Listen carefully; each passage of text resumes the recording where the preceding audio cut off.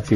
আর doctor Tuhin মালিক, আমার পরিবার তো খুব মানে জি পরিষ্কার বোঝা যাচ্ছে, মানে ভয়ের উদ্বিগ্ন। যে মতি ভাই দেখেন, আমরা একসময় গুহায় বাস করতাম, মানব সভ্যতায় গুহায় এই কারণে বাস করতাম যে গুহাটা ছিল নিরাপদ। বাইরে এত বেশি নিরাপত্তার অভাব ছিল, এই গুহা থেকে বের হয়ে কিন্তু আমরা রাষ্ট্রকে বানিয়েছি, নিরাপত্তার জন্য রাষ্ট্রকে বানিয়েছি।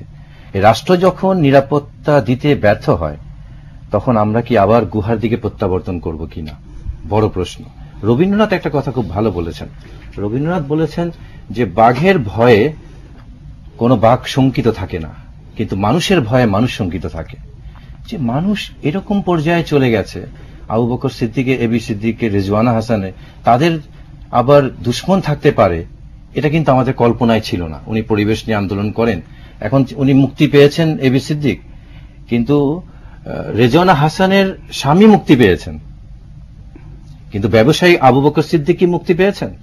এরকম অজস্র ব্যবসায়ীর স্ত্রীরা তার স্বামী তো ফেরত পাওয়া দূরের কথা, সেই স্বামীর জানাজা, চেহলাম, কুলখানি, মৃত্যুবার্ষিকী করা পর্যন্ত করার কোনো সুযোগ পাচ্ছে না দেশে। তো আজকে রেজওয়ানা হাসান জাতীয় আন্তর্জাতিক সম্মান অর্জন করেছেন, কিন্তু তার স্বামী এবি সিদ্দিক কিন্তু তার চেয়ে বড় একটা পুরস্কার পেয়েছেন। পুরস্কারটার নাম হচ্ছে রেজওয়ানা হাসানের মতো একটা বউ। এই বউ কি 16 কোটি মানুষের কারো আছে এরকম শক্তিশালী? যার নাই, তারা কিভাবে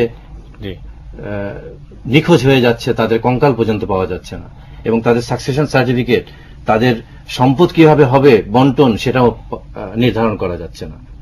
তো রাষ্ট্রের আইন যেরকম লম্বা, সাধারণ আইন জমতার জন্য সেই আইনের হাত ততটুকু অসমান হয়ে গেছে, যে আমাকে এইরকম শক্তি অর্জন করতে হবে। এখন কেন এই ঘটনাটা ঘটেছে উনি বলেছেন, এটা পরিকল্পিত কিনা, কৌশল কি, মোটিভ কি ছিল। দেখেন, সরকার থেকে এর আগেও বলা হয়েছে চৌধুরী আলম, ইলিয়াস আলীর ব্যাপারে যে তারা ছিল সন্ত্রাসী, ঠিকই হয়েছে। আজকেও বলা হচ্ছে রেজওয়ানা হাসানের বাবার ছিলেন নাকি রাজাকার। এই যে তত্ত্ব আমরা আবিষ্কার করছি, যে আজকে এই চেতনার পরিপন্থী হলেই যে তাকে নিখোঁজ হতে হবে, এই যে রাজনীতিকে আমরা এইভাবে নিয়ে আসছি, এটারও সাধারণ মানুষ এটা নিয়েও কথাবার্তা বলছে যে কেন এই ঘটনাটা হলো, এই ঘটনাটা কেন ঘটেছে। কারণ আমাদের বিমানবন্দরে রর অফিস পাওয়া যাচ্ছে, ধরে নিয়ে যাচ্ছে, তিস্তার পানি নিয়ে আলোচনা হচ্ছে, প্রথম রাষ্ট্রপতিকে সেটা নিয়ে আলোচনা হচ্ছে, গণজাগরণ মঞ্চের ভাঙন দেখা যাচ্ছে। আপনি ইমরান সরকারের এমন অবস্থা করে ফেলেছে, এই দাড়িওয়ালা লোকটার একমাত্র জামাতে ইসলামে জয়েন করা ছাড়া আর কোনো উপায়ই নাই এখন। এই অবস্থায় সরকার কি আরেকটা প্লট তৈরি করেছে কিনা?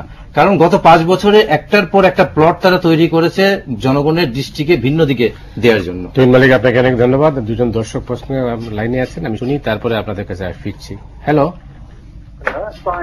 ইসলাম, বরিশাল থেকে বলছিলাম, সুমন। জি বলুন। আমার একটা প্রশ্ন, এবি সিদ্দিকীকে যে উদ্ধার হয়েছে, আসলে ওনাকে উদ্ধারের ব্যাপারে প্রশাসনের তো কোনো ভূমিকা নেই আমার আছে যে আমার মনে হয় না। এখানে মিডিয়া এবং মিডিয়ার সাথে যে সমস্ত ব্যক্তি জড়িত, তাদের প্রাধান্যতা বলা যায়। অনেক অনেক ধন্যবাদ আপনাকে। জি, হ্যালো।